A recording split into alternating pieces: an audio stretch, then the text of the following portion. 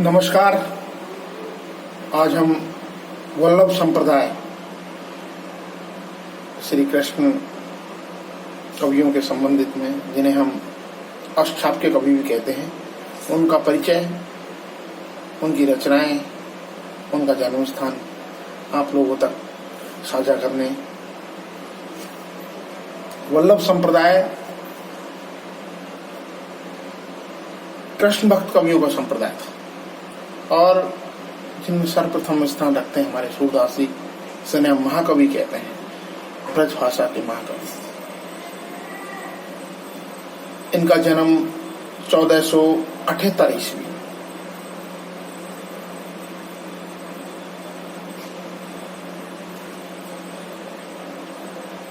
दिल्ली माना जाता है, दिल्ली के आसपास का क्षेत्र।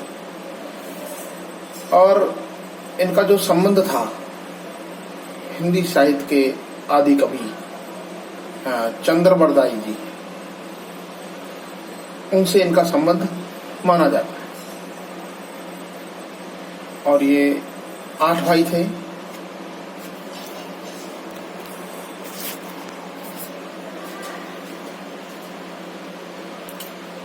इनकी रचनाएं मुख्य रूप से सूरसागर के प्रथम एवं 9 स्कंदों में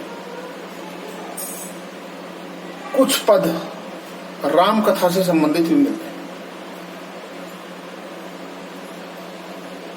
राम कथा से संबंधित अनेक पद प्राप्त होते हैं। रामचरितमानस की भांति ये पद भी 7 कांडों में विभक्त है। जब ये इस दुनिया को छोड़ के चले जा रहे थे, उस समय स्वामी विट्ठल दास जी इनके बारे में कहते हैं, पुष्टि मार्ग को जहाज जात है, पुष्टि मार्ग का जहाज जात है, सो जाको कछु लेनो होए तो लेऊ।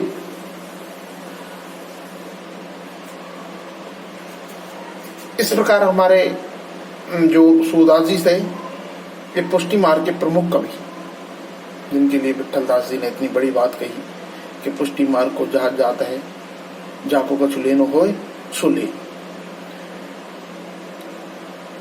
साहित्य लहरी, ये दृष्टिकूट पदों का संकलन है। साहित्य लहरी में दृष्टिकूट पदों का संकलन किया गया है।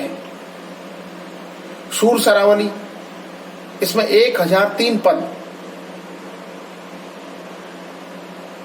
हैं, जिनमें लगभग ज्यादातर सूर सागर का ही सार और अनुक्रमणिका है।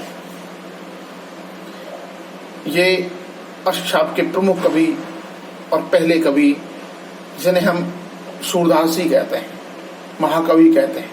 उनके बाद कुंभन दास, इनका जन्म लगभग 1478 से 1553 ईस्वी का इनका काल माना जाता है। लगभग 1992 के आसपास ये वल्लभाचार्य जी के से दीक्षा ली इन्होंने। और ये श्रीनाथ जी के मंदिर में, श्रीनाथ जी के मंदिर में ये कीर्तन गाया करते थे, भजन किया करते थे। इनको ये जिम्मा दिया गया था। वैसे इनका कोई स्वतंत्र ग्रंथ नहीं मिलता, मगर कुछ पद राग कल्पद्रुम, राग रत्नासागर आदि में इनका संकलन है। इसके बाद हमारे अष्टछाप के तीसरे कवि आते हैं परमानंद दास। 1403 ईस्वी के आसपास इनको माना जाता है इनका जन्म। ये अष्टछाप के प्रमुख कवि थे। इनके जो अधिकांश पद थे बाल लीला से संबंधित थे। इनकी रचनाएं परमानंद सागर, परमानंद के पद, वल्लभ संप्रदाय, कीर्तन संग्रह, ध्रुव चरित आदि इनकी प्रमुख रचनाएं थी।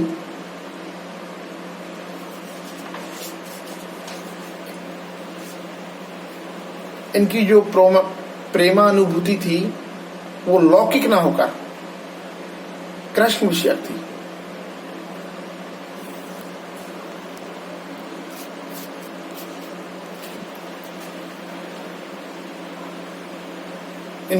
इनके बारे में सिर्फ ये कृष्ण भक्त हुआ करते थे और कृष्ण की भक्ति के बारे में उनसे प्रेम करते थे। दरअसल तो ये कहते थे कि जब ते प्रीत श्याम ते कीनी, जब ते प्रीत श्याम ते कीनी, ता दिन से ये नैनन ने कहू नींद न ली। जब से तब ते प्रीत श्याम से कीनी, ता दिन ते इन नैनन ने कहू नींद न लीनी। ऐसे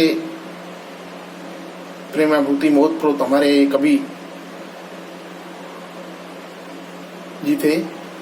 और चौथे कवि इसी अष्टचाप के प्रमुख कवियों में अपना स्थान रखने वाले कृष्णदास, अष्टचाप के कवियों में स्थान रखने वाले कृष्णदास 1496 ईस्वी के आसपास के थे और अहमदाबाद, ये गुजरात से संबंध रखते थे अपना। इन्होंने माना जाता है कि ये शूद्र जाति के थे और इन्होंने अपनी बुद्धि और भक्ति के कारण श्रीनाथ जी के मंदिर में ये अधिकारी पद पर सुशोभित हुए थे, जिन्होंने श्रीनाथ जी के मंदिर के प्रबंध कार्यों को संभाला। इसके बाद अष्टचाप के पांचवें कवियों में हमारे आते हैं नंददास। 1533 ईस्वी में ये इनका जन्म होता है, सूर उत्तर प्रदेश। माना जाता है कि ये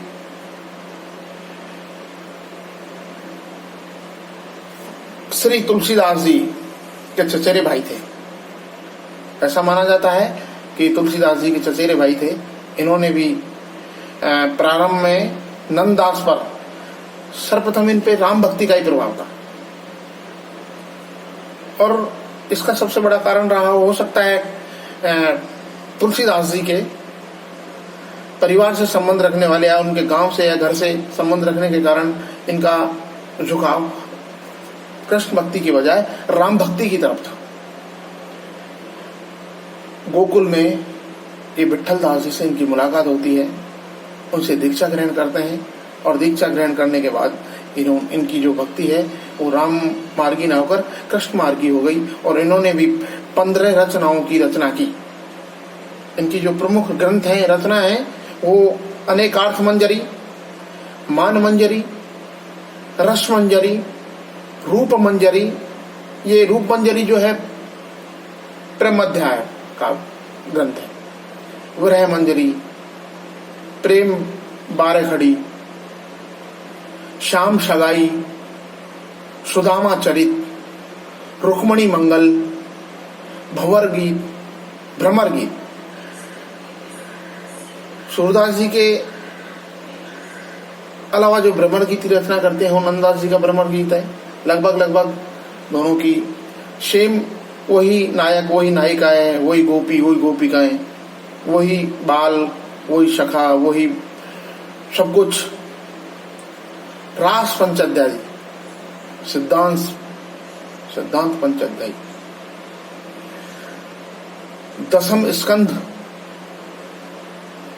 भाषा, गोवर्धन लीला, नंददास पदावली।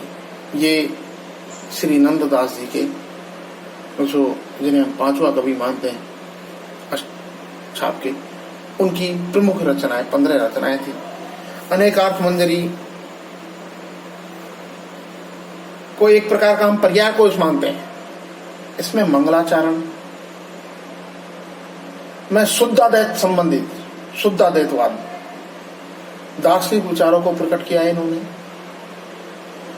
मान मंजरी यह ग्रंथ नंददास का भाषा विषयक प्रौढ़ ज्ञान और पांडित का द्योतक है।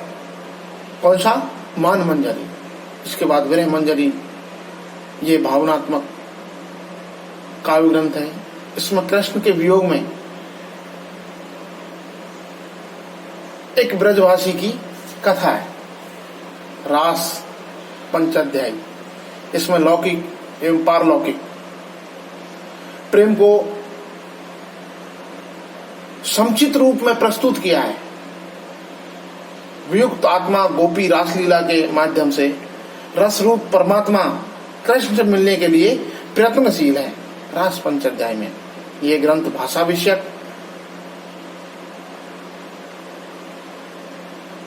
विषय प्रतिपादन शैली, कवि कल्पना, काव्य सौंदर्य और मौलिक उद्भावना को दृष्टि से उत्कृष्ट काव्य है।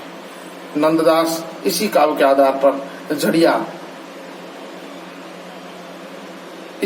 आधार पर नंददास को जड़िया की उपाधि प्रदान की गई। भ्रमर गीत, इसके पूर्वार्ध में गोपी उद्धव संवाद है। शुरुआत में इसके गोपी और उद्धव से जो संबंध है उसके बारे में है। उत्तरार्ध में कृष्ण प्रेम में गोपियों की जो विरह दशा है उसके बारे में उसका चित्रण किया गया है। इस रचना का जो प्रमुख उद्देश्य है वो निर्गुण ब्रह्म पर सगुण साकार कृष्ण की भक्ति की स्थापना करना है। रास पंचाध्यायी के बाद इनकी जो प्रमुख रचना है वो भ्रमर गीत है और उसके बाद आती है सिद्धांत पंचाध्यायी। कृष्ण की रासलीलाओं से संबंधित है ये। इसमें कृष्ण की जितनी भी रासलीलाएं उनको रचित किया गया है और उन सभी की आध्यात्मिक व्याख्या की गई है। गोविंद स्वामी 1502 ईस्वी और इनका जन्म स्थान भरतपुर जिले के गांव हसरा गांव का माना जाता है। ये संगीत शास्त्र के बहुत बड़े विद्वान और ज्ञाता हुआ करते थे। सुना है, ऐसा मानते हैं कि अकबर का जो दरबारी प्रसिद्ध संगीतज्ञ था तानसेन, इनके पास संगीत की शिक्षा प्राप्त करने आया। इन्हीं का संकलन, इनका एक संकलन है जिसे गोविंद स्वामी पद के नाम से मिलता है। छीट स्वामी ये मथुरा के चौबे ब्राह्मण थे जिन्हें छीलू चौबे के नाम से प्रसिद्ध थे और ऐसा बताते जो अकबर के दरबार में नवरत्नों में से एक था बीरबल, उनके ये राजपुरोहित हुआ करते थे। बीरबल जी के राजपुरोहित हुआ करते थे छीट स्वामी। चतुर्भुज दास 1530 ईस्वी अष्टाप के प्रसिद्ध कवि कुंभन दास के सबसे छोटे पुत्र थे। कोई स्वतंत्र ग्रंथ नहीं है। स्फुट पदों का संकलन, कीर्तनावली, चतुर्भुज कीर्तन संग्रह के नाम से प्रकाशित किए थे इन्होंने अपने काव्य को। ये अष्टछाव के और वल्लभ संप्रदाय के प्रमुख कवि थे। थैंक यू, नमस्कार।